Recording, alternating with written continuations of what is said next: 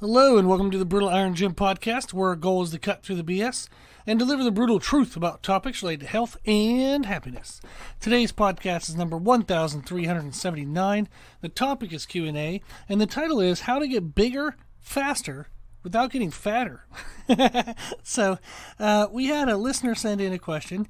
They have been listening to the podcast, they said, for a couple months, and they heard a previous podcast I did. I think it was the last Q&A. Oh, no, 2 Q&As ago. Oop, 3. Okay, it was somewhere back there, and I'm trying to look through it now to find which one it was. But it was in regards to how to get unstuck. When we had a listener example. Okay, that would be podcast 1372. It's a nutrition podcast titled Case Study Advice to Get Unstuck. And it was about a female who hasn't really been seeing her weight change. She's been seeing a little bit of muscle definition, but not as much as she wanted. Not a lot of fat loss, so it was kind of like she felt like she was plateaued towards the goals of just staying her same weight, but kind of looking a little bit leaner. So this listener loved that breakdown that we did of what the person was doing and what would be the advice for that situation. However, this listener wants to build muscle. So she's like, okay, well, that was a really cool breakdown on how to stay the same but look better. Well, I want to get bigger muscles. So is it any different for me? And I thought that was really cool that she reached out. So college-age female, she wants to build more muscle. She wants to compete in powerlifting and women's physique. She loves muscles, loves lifting heavy things, and that's super freaking awesome. I love it. I'm glad you found that bug, the iron bug, early in life. So she's been lifting for 2 years, gained some muscle, some strength in the first year, but then kind of felt stuck this past year. She's crushing it with what she thinks she's supposed to do. Super consistent, but it just doesn't seem to be getting her anything. She tries to increase calories, but she feels like that only makes her get fatter, and she doesn't really see any muscle growth. She doesn't see much muscle change. She just sees the scale go up, her pants feel a little bit tighter, so she freaks out, pulls back on calories, starts doing cardio after her workouts. The scale comes back down, the pants get a little bit looser, but she's right back to where she started. So it's like, what the hell? How do I get past this? So we exchanged some emails back and forth, and I want to give you like a rundown of kind of what advice I gave her, so that way you can kind of think through these steps for yourself. This is kind of the same process we went through in podcast 1372, so that way you can listen to that one if you want to as well. In general, what we look at first is nutrition. So there is a podcast we have, podcast 1232, and it's a nutrition podcast titled Start Here. Literally, you can just go through the steps that are explained in that podcast, and it works great. So I asked her about her calories. She said she's eating around 2,400 calories a day, and she eats that every day. I asked her about her protein. She says she gets 100 grams minimum every day, and she weighs about 130 pounds. Now, I asked, how you feel about your body fat levels? Do you want to get leaner than where you are? Do you want to stay the same? Do you want to, are you okay with gaining a little more body fat? And she said she would like to get a little leaner, but overall she's happy with where she's at. She 100% though does not want to gain any body fat. So she's very adamant about that. So what we're looking at here is the first step we take is look at calories. Her overall caloric intake is Bodyweight Times 18. We've talked about this a bajillion times. So again, podcast 1232. If I mention anything in today's podcast and you're like, oh geez, I don't recognize those numbers, or I don't understand that concept, check out podcast 1232, and that'll give you some more baseline knowledge for what I'm going to mention in today's podcast. So we know that in general, bodyweight times 11 to 15 is a wide range, but that gets people in the ballpark of what they should be eating. Bodyweight times 11 is kind of like the lowest you should have while trying to lose body fat. Bodyweight times 13 is kind of, like where you should be at if you want to stay the same. Slowly build muscle, slowly lose fat over time, assuming you're exercising and stuff. And then Bodyweight times 15 would be typically a place I would tell somebody to start with increasing, like having a caloric surplus, so that way it could push them towards muscle growth. However, there are people who just, their body burns through a lot of calories really fast for whatever, genetic reasons and lifestyle reasons. So they're super active. They've always been, pretty lean their whole life. They might end up having to go above body weight times 15 in order to gain muscle tissue. So I have clients regularly at body weight times 17, body weight times 18, body weight times 19, where that's just kind of due to whatever the reasons are, that's where they need to be to get their calories up. I have body weight times 20 clients. So it really depends on kind of individual factors.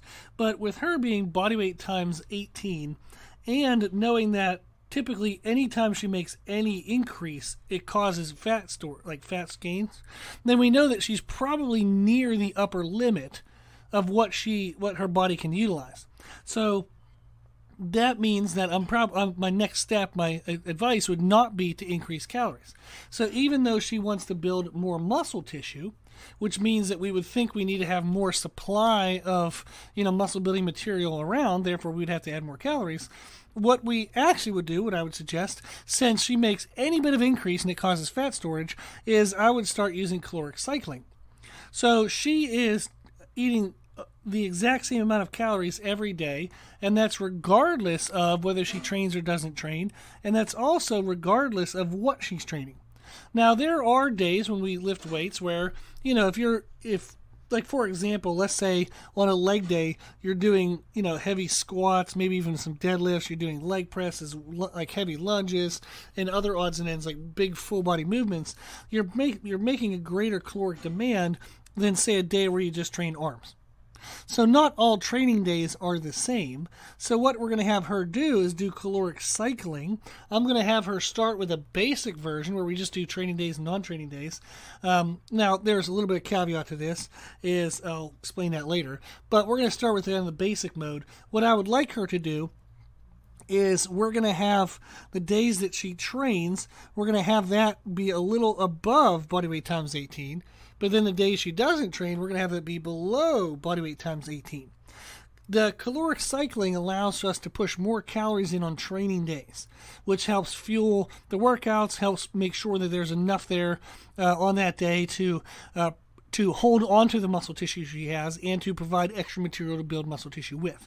But then on non-training days, by bringing the calories down a little bit, it allows us to reduce body fat gains. So that way, we're not just pumping in more calories every day, which causes the fat storage. So some days are going to be high, some days are going to be low. Now, we have calories, her body weight times, like if she's at body weight times 18, what we're going to do then on the non-training days is body weight times 17. Now, you won't be able to hit an exact number for calories every single day. That's impossible. So we'll just create a range. So we'll do body weight times 17 and then plus or minus 100. That gives her roughly the range of 2100 to 2300. Then on training days, it's going to be body weight times 19. And again, plus or minus 100. So that's going to give her the range of 2400 to 2500. So since she was at the upper limit of what her body could use calorie-wise, and anytime she tried to increase, she just felt fat, we're going to only increase on training days and decrease on non-training days. Now, the thing with her is she does train 5 to 6 days a week. 4 of them are aggressive, and that's what we're going to be switching to, and I'll explain more later on. So she'll have 4 aggressive days. We're going to count those as the higher calorie days. That's going to give her 1 to 2 other training days where she's not doing big aggressive lifts and a true day off, and then that's going to be her low calorie days. So on our more demanding training days, we have the higher intake. On the less demanding days or the days off, we have the lower intake.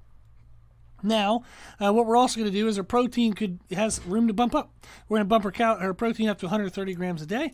She had only been eating about 100, but we certainly have room up to 1 gram per pound of body weight, and we might need to sneak in a little bit more later on, but that's what we're going to do first here, is we're going to bump up protein to 130 grams on both training and non-training days. Because on the day you train, you're damaging muscle tissue, but on the day you don't train, like say the next day, your body's trying to repair and build that tissue, so you want to have the protein available. Then for caloric distribution, when do we have the calories and protein? We're going to make sure she's at a good kind of consistent thirds, where she has a third of her calories and protein within the first 5 to 6 hours of being awake, another third of her calories and protein within the next 5 to 6 hours of being awake, and then finally the last 1/3 of her calories and protein on the final 5 to 6 hours of being awake. I want to spread it out throughout the day. Eventually, what I would like to get her to, and what I have more of my advanced athletes do, is a half quarter. So in the 5 to 6 hour block that they train, they're going to have half of their daily calories and protein. And then in the other 5 to 6 hour time blocks away from training, they're only going to have a quarter of their calories and protein.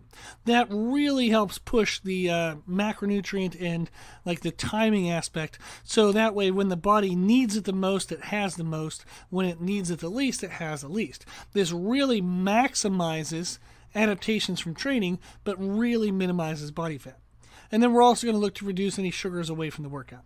So in the time blocks outside of her workout, I'd like her to have as little sugar as possible. And that just makes sure that whatever she eats digests slower. There's not so much of a spike of it in the bloodstream right after the meal to where the body is going to use some and store some. So we want it to be just kind of slower digesting meals away from the workouts.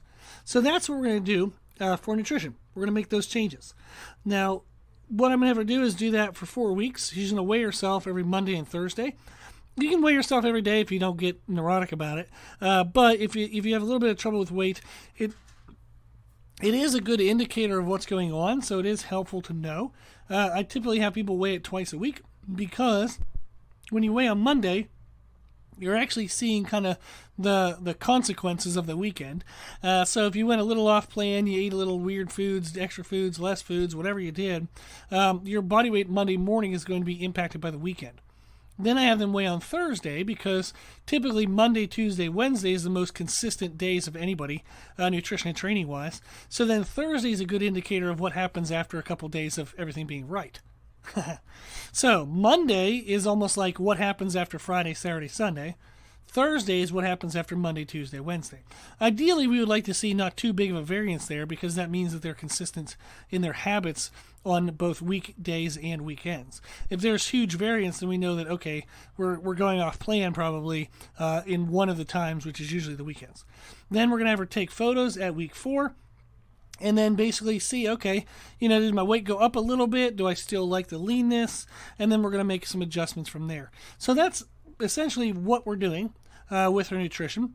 Now, when it comes to training, she had been following a bodybuilding routine she found online that was supposed to be female specific. The bummer of it was it had a ton of isolation work. So there wasn't really big, heavy lifts. It was all like 3 or 4 bicep curls on a whole arm day. And it's like, oh gosh, you don't need a whole day for arms. And the strength level she's at now, to do like 15-pound dumbbells for bicep curls doesn't really create a lot of muscle damage.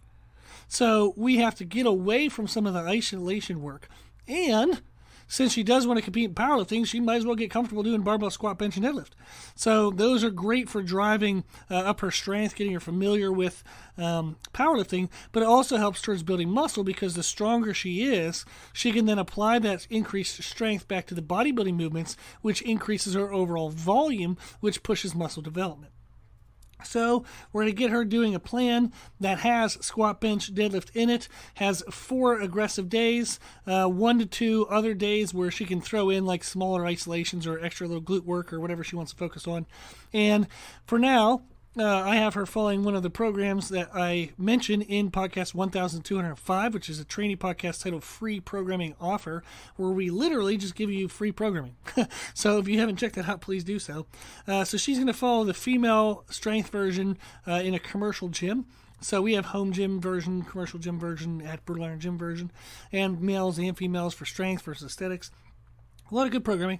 So she does want to work together in person, which will be fun. She has a birthday coming up at the end of August, so she's going to ask for the training service as a gift. It sounds pretty cool. So in the meantime, she can follow the training program, free program, and it has a ton of technique videos. Every single exercise has a YouTube video with it.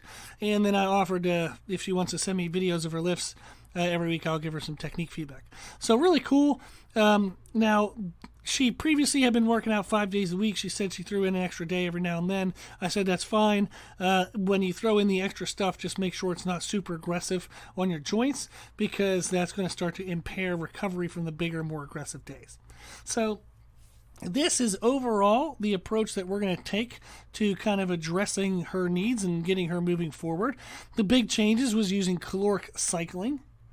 So if she was already near the top of her calories and every time she added anything, she just felt fatter, we're going to do caloric cycling. We're going to have higher calorie intake, but only on aggressive training days with a smidge of a lower intake on non-training days. That helps push the growth on the training days, but it helps reduce body fat storage on non-training days. We bumped up our protein all up to 1 gram per pound of body weight.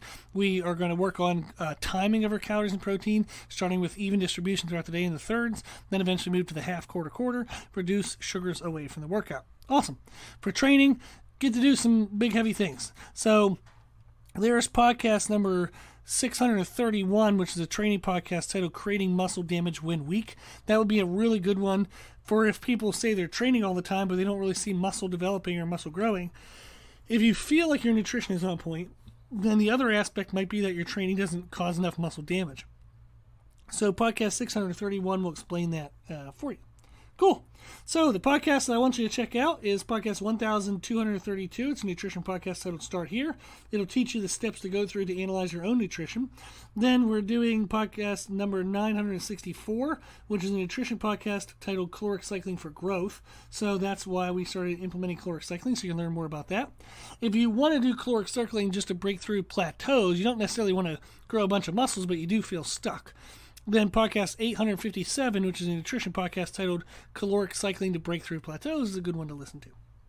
Awesome. And then finally, check out podcast 1205, training podcast titled Free Programming Offer. Awesome. So I sent this person all that stuff. I hope you're loving it. Hope you're enjoying it. It's going to be exciting to see kind of, everything spark and start changing for you again. I'm very excited and happy for you. If anybody else ever has any questions, you want to reach out, I'm always available. Or email is brutalironjim@gmail.com.